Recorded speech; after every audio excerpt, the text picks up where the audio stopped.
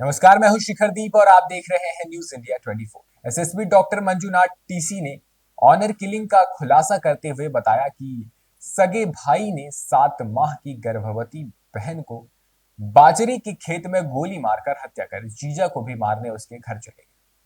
भीड़ एकत्रित होने पर वो फरार हो गया। पुलिस टीम ने मनकी घाट से आरोपी को 12 बोर के अवैध तमंचे एवं जिंदा कारतूस के साथ गिरफ्तार कर जेल भेज दिया है। एसएसपी डॉक्टर मंजुनाथ टीसी ने बताया कि ग्राम महुआ डाली ढकिया नंबर 1 निवासी पवन कुमार पुत्र भीमसेन ग्राम जगतपुर निवासी सोनम पुत्री रामचंद्र से प्यार करता था और सोनम भी से प्यार करती थी। सोनम के परिजनों ने उसकी मंगनी तय कर दी थी, जिस पर सोनम अपने प्रेमी पवन के पास गई। उसने कहा कि मेरे घर वाले मेरी शादी करने जा रहे हैं, मुझे शादी नहीं करनी है, मुझे यहां से भगा कर ले चलो। 4 दिसंबर 2023 को इन लोगों ने मेरठ जाकर किसी मंदिर में शादी कर ली। वहीं पर रहकर मेहनत मजदूरी करने लगे और मामला शांत होने पर शादी के 4 माह बाद अपने घर महुआ डाली में आ गए। अब गलती तो इन्होंने कर दी। सोनम का भाई राजीव तोमर इस प्रेम विवाह से बहुत आक्रोशित था। दोनों ग्राम मात्र थोड़ी ही दूरी पर है। रास्ते में आते जाते लड़की की माँ लड़की से बात कर लिया करती थी। अब माँ तो माँ होती, लेकिन परिवार का कोई और सदस्य बात नहीं करता था। राजीव तोमर ने शादी के बाद से ही सोनम और उसके पति पवन की हत्या की साजिश अपने दिमाग में पहले से ही रच ली थी। मौके की तलाश कर रहा था। 3 सितंबर को लगभग 3 बजे दोपहर को सोनम अपनी भांजी के साथ फ्रेश होने के लिए बाजरे के खेत में जाती। उसकी भांजी उससे कहती है कि मामा झाड़ियों में छुपा है। सोनम भाई को देखकर भागने लगती है। भाई भागकर सोनम की छोटी पकड़ लेता है, उसे नीचे पटक देता है और 12 बोर के अवैध तमंचे में कारतूस भरकर उसे गोली मार देता है। भांजी डरकर वहां से भाग जाती है और घर पहुंचकर सारी बात परिजनों को बताती है। स्थल से राजीव भी भागकर पवन के घर चले जाता है और कहता है कि तुम लोग कोई मत बोलना, आज मैं पवन को भी जान से मार दूंगा। लेकिन पवन घर पर नहीं होता है, वो बाहर गया होता है। जैसे ही पवन को सूचना मिलती है वो घटनास्थल पर पहुंचता है। वहीं पर भागकर फिर राजीव तोमर चला जाता है, लेकिन वहां पर भीड़ एकत्र हो जाने के कारण राजीव तोमर भी वहां से भाग जाता है और पवन खेतों में जाकर छुप जाता है। इतने में ही सुल्तानपुर पट्टी चौकी इंचार्ज अर्जुन गिरी पुलिस फोर्स के साथ मौके पर पहुंच जाते हैं। पवन घटनास्थल से भागकर स्वार पहुंच जाता है। राजीव तोमर के दोस्त ने कहा कि तू सरेंडर कर दे, पवन को मारकर ही सरेंडर करूंगा, ये उसने कहा और उसको करने के लिए फिर से आया कोसी नदी किनारे। मानकी घाट पर मुखबिर की सूचना पर घेराबंदी कर राजीव तोमर को 12 बोर के अवैध तमंचा, एक खोखा कारतूस, एक जिंदा कारतूस के साथ गिरफ्तार किया गया। पुलिस ने आरोपी को न्यायालय में पेश किया, जहां से उसे कारागार जेल हल्द्वानी भेजा गया। पुलिस टीम में कोतवाल Naresh Chauhan, SSI Vinod Phartyal, SI Arjun Giri, SI Vikram Dhami, SOG SI Prakash Chand constable, Manoj Mathpal, Vinay Yadav, Praveen Goswami, Kuldeep Singh, Sachin Kumar, Lalit Kanyal, Deepak Kumar आदि मौजूद थे। 3 तारीख को 3 सितंबर को दोपहर को अराउंड 3 साढ़े 3 बजे के आसपास हमें सूचना मिली कि एक व्यक्ति ने अपने ही बहन को गांव में गोली मार के उसको मौत के घाट उतार दिया।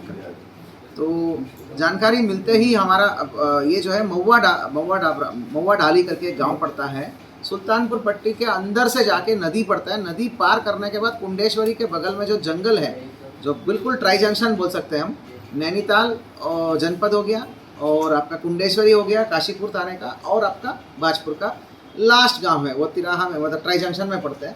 उतना दूरस्थ गांव है वहाँ पे महुआ डाली में, वहाँ की सूचना थी। तत्काल हमारा पुलिस फोर्स इंक्लूडिंग एसएचओ, हमारा चौकी इंचार्जस जितने भी विक्रम धामी है और आपका विनोद फरत्याल है, एसएसआई हमारा अर्जुन गिरी है, सभी लोग पहुँच गए भारी पुलिस बल के साथ। तो जानकारी में ये आया है कि एक पवन कुमार करके व्यक्ति है, वो मूल रूप से मतलब महुआ डाली का रहने वाला है, गडेरिया समुदाय से बिलोंग करता है। और सोनम करके लड़की है, वो सुनहरा कास्ट से बिलोंग करती है, वो बगल के गांव जगतपुरा से है।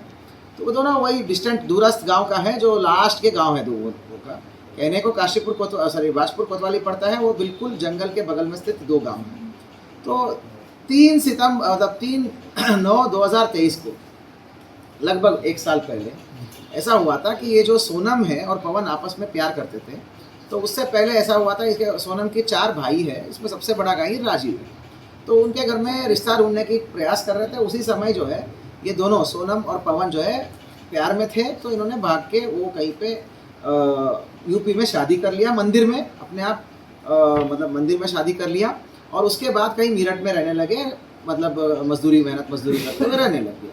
तो उस समय इनको लगा कि भाई बहुत ज़्यादा आक्रोश नहीं है। थोड़े दिन बाद ऐसा लगा, लगातार जो है दोनों परिवारों से, दोनों का लड़की का लगातार बातचीत होती थी और इसी बीच में वो प्रेग्नेंट भी हो गई। तो दोनों परिवार से बातचीत होती थी तो ठीक ठाक ही लगा उनको कि वो वापस आ गए।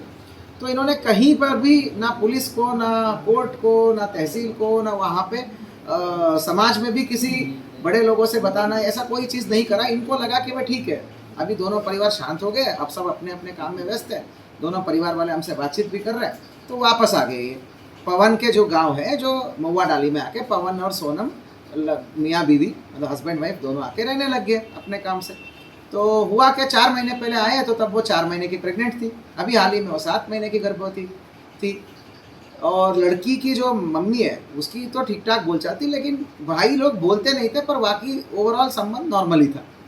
परंतु ये था कि ये अब तो पता चला कि ये जो राजीव तोमर है, सबसे बड़ा भाई है, वो तो अंदर अंदर ही दिल में खुन्नस रखता था। कभी उसने खुलेआम जाके धमकी नहीं दिया, कभी उसने गांव वालों को नहीं बोला, कभी उसने लड़के के परिवार को डायरेक्टली जाके बोला नहीं। जब से ये वापस आए तब से कभी जाके धमकी नहीं दिया, ना किसी को बोला, लेकिन अंदर खाने बहुत दिल में बहुत खुन्नस रखता था। एक सोची समझी साजिश के तहत वो जो है कल जाता है 3 तारीख को, 3 तारीख के दिन में ही डिसाइड कर लेता है और पूरा तमंचा और उसके जो है तमंचे के साथ साथ जो है पर्याप्त मात्रा में राउंड कारतूस वारतूस सब लेके चला जाता है।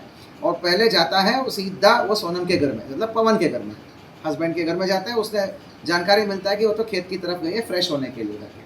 फिर वो खेत की तरफ जाता है। तो खेत की तरफ जाता है तो वो झाड़ियों के पास खड़ा होता है, फील्डिंग ला के खड़ा होता है। तो वहाँ पे जो खेतों की साइड से आपकी सोनम और उसकी एक भांजी, छोटी सी भांजी रास्ते में आते रहते हैं।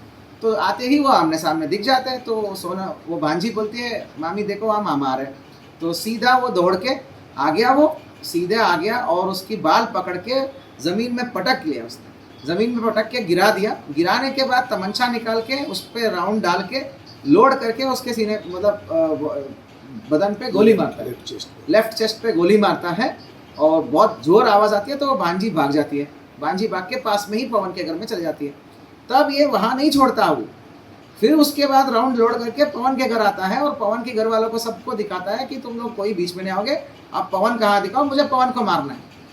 तो लेकिन अदृष्टवशात बोलो, मतलब भाग्य बोलो कि वहाँ पे पवन उस घर में नहीं मिलता, वो कहीं पे बाहर खेतों में जया रहता है किसी अपने काम से। तो इसी बीच में सारे, मतलब गोली की आवाज़ है, हल्ला मचता है, सारे लोग इकट्ठे होते हैं, तो लोग ज़्यादा इकट्ठे होने लग गए। इसी बीच में पवन को जब खबर मिलता है तो वो अपनी बीवी जहाँ पड़ी रहती है वहाँ तक जाता है। ये चीज़ दिख जाता है इसको, किसको, आपका राजीव को। राजीव भी भागता है, लेकिन गांव के सारे पब्लिक इकट्ठे हो जाते हैं। तो पवन जो है आगे भाग जाते हैं। वो छोटा छोटा नाली कूद के खेतों में अंदर चली जाता है। तो ये भी उसके पीछे भागता है। परंतु उस दौरान सारे गांव तब तक जो है 5-7 मिनट हुआ रहता है। पूरे गांव देहात में तो तुरंत लोग इकट्ठे हो गए। तो इकट्ठे होकर ये राजीव के पीछे पहुंच जाते हैं सब लोग। राजीव को पकड़ने के लिए हल्ला मचा के राजीव के पीछे दौड़ते हैं। तो राजीव पैनिक होकर वहाँ से भाग जाता है। गन्ने की खेतों में भाग के वो कुंडेश्वरी इलाका और जंगल इलाके में भाग जाते हैं। तो इस सूचना पर जैसे ही हमको पुलिस मिलती है, पुलिस भी भारी पुलिस बल लेके हम वहाँ पहुँचते हैं। सबसे पहले तो पवन की घर के पास जो है भारी पुलिस बल तैनात करते हैं हम लोग, क्योंकि हमें अंदेशा था कि भाई ये फिर से कुछ अटैक न कर ले।